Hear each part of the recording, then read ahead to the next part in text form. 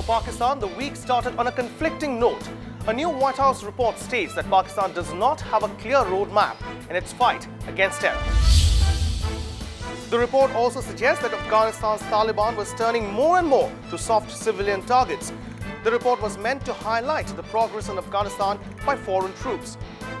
The report also says that in spite of tremendous human sacrifices made by Pakistani security forces and increased military cooperation between Pakistan and US in the last 3 months, the fight against militancy was making little progress. It also cited the example of this January's third operation in 2 years to clear insurgents from Mohmand and Bajaur tribal agencies. The Pakistani military's efforts have been hobbled by resistance from the militants, bad weather and the need to settle internally displaced people. The report further added, what remains vexing is the lack of any indication of hold and build planning or staging efforts to complement ongoing clearing operations. As such, there remains no clear path to defeating the insurgency in Pakistan despite the unprecedented and sustained deployment of over 147,000 forces. The report said that Pakistan and Afghanistan needed to cooperate more to destroy insurgent havens on both sides of the border. The US has long expressed frustration about Pakistan's reluctance to take on militants in the tribal areas. But that's not all. US congressional panel has even asked President Obama to abandon Pakistan and embrace India. The reason they cite is that they believe Pakistan's obsession with India is harming the fight against terror. While the US struggles to maintain its relationship with the two South Asian nations, question now remains, what ramifications will this change of diplomacy have on the two South Asian neighbors? Abandon Pakistan, embrace India. This is the current message of the United States Congress. The United States believes that Pakistan's obsession with India is harming the fight against extremists, which is in turn hurting counter-insurgency commitment of the United States-Pakistan understanding. Congressman Gary Ackerman, a New York Democrat, has clearly stated, Pakistan is about to go broke or collapse. He also added, the brightest light in South Asia's constellation and the strategic center of gravity for the region is India. Will take no action. He also depicted Afghanistan as a hopeless case and dismissed Pakistani and Afghan leaders as incompetent. To back this angle, there were other congressmen in the scene. Donna Rohrabacher, a California Republican, was one such voice. I have been hearing that for 50 years. And I will tell you, a realistic relationship rather than basing the relationship on wishful thinking is what will bring about peace in that part of the world. But US Assistant Secretary of State Robert Blake, apart from stressing ties with India, also tried to convince the lawmakers that the United States needed to retain Pakistan. Blake said, we are trying to enhance, and very successfully, a strategic relationship with all elements of the Pakistani government. Another support came from Daniel Feldman, the US Department's Deputy Special Representative for Pakistan and Afghanistan, who defended America's ties with Pakistan, but not many in the panel appeared interested in his advice. He said, challenges must still be overcome in our relationship with Pakistan as distrust lingers on both sides. With drone attacks increasing and with Pakistan failing to keep up with the target of eradicating terrorism, are the ties between Pakistan and US on the decline? And on the other hand, are the ties between India and US improving as days go by? The balance is hard to ascertain at this point, and South Asia will just have to wait and watch. Feldman insisted, a difficult partnership with Pakistan is far better than having a hostile Pakistan. This is a country that's vital to our national security interests. We have to do this. Meanwhile, protesters in Afghanistan held a peaceful demonstration on Thursday in capital Kabul. This to further condemn the burning of a Quran at a small Florida church last month. The desecration of Islam's holy book has inflamed days of protest across Afghanistan. There has been almost daily protests since last Friday against the act last month at a small church in Gainesville. Protesters held banners reading, "We strongly condemn the act of burning Quran." Demonstrators also called on the US government to put on trial Terry Jones, the pastor who burned Quran last month. Remember, he is the same person who had threatened to do so last year on the anniversary of September 11th attacks, triggering worldwide outrage.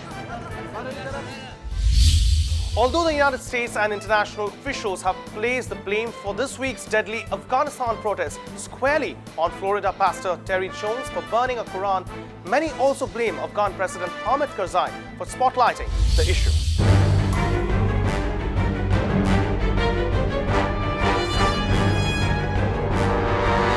The dust is finally settling after 6 straight days of deadly protests in Afghanistan over US pastor Terry Jones' burning of the Quran. But the political fallout could be just beginning.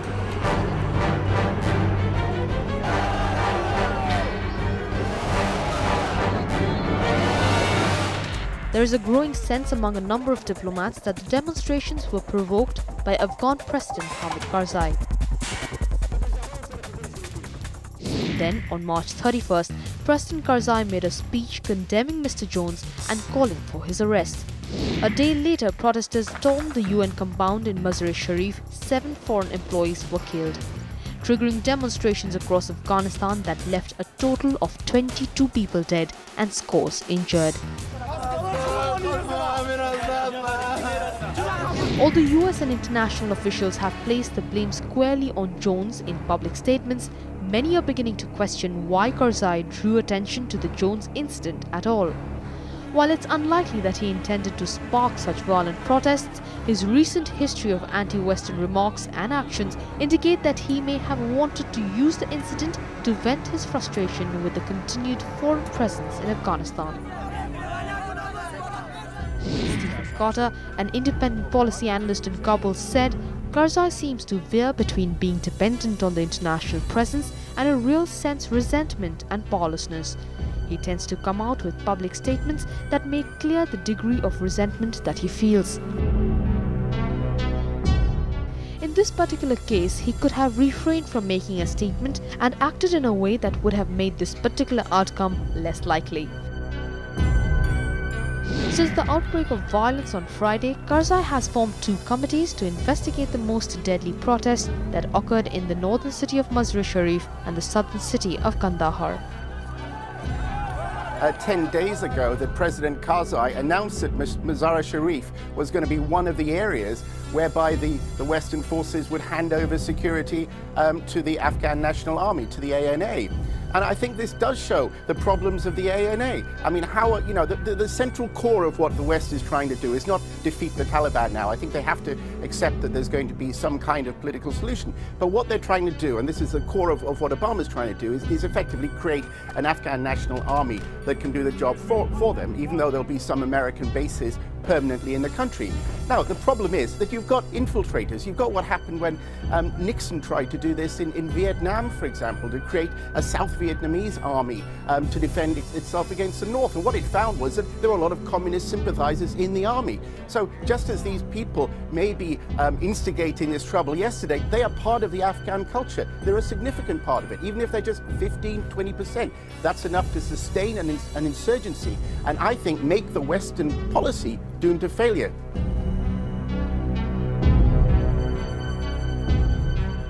According to remarks by his spokesman, Karzai's intent in speaking out against the Quran burning came from a sense of moral obligation to stand up against an act deemed deeply offensive to most Afghans.